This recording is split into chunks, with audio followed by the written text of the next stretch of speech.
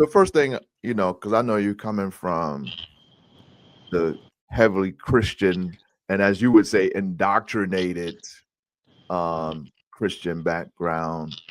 When people talk about the Sabbath, what from the Christian point of view, the person that goes to church on Sunday, when they speak about the Sabbath, what things come to mind?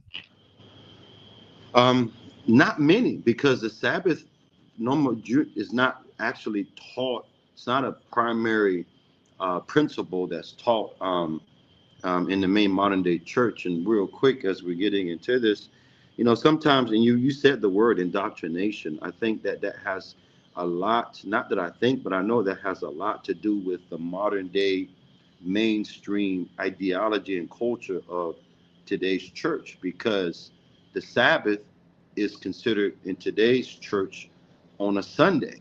And when you look at the progenitors of the modern day Christianity, not Christianity from its origins and roots, elder, but when you look at the source of modern day Christianity, you got to look at it. It comes from Constantine, and we know that Constantine was a sun worshiper.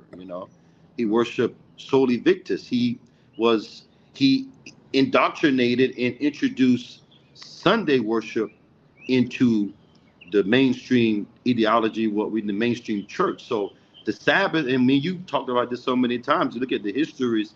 Constantine, they tortured, they killed the Jews, those who actually worship on Constantine, who's that?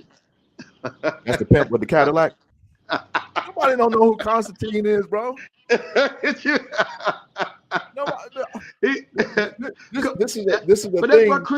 That's why Christians gotta do a little church history, man. That's Nobody the whole doing that. problem, bro. But nobody like Constantine. Constantine who?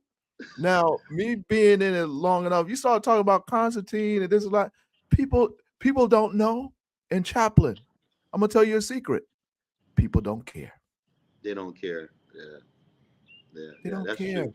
But everything you're saying is true and is correct and is on point. But this is, think about it. Like Constantine, like who is that? That's the pimp. That's that pimp, isn't it?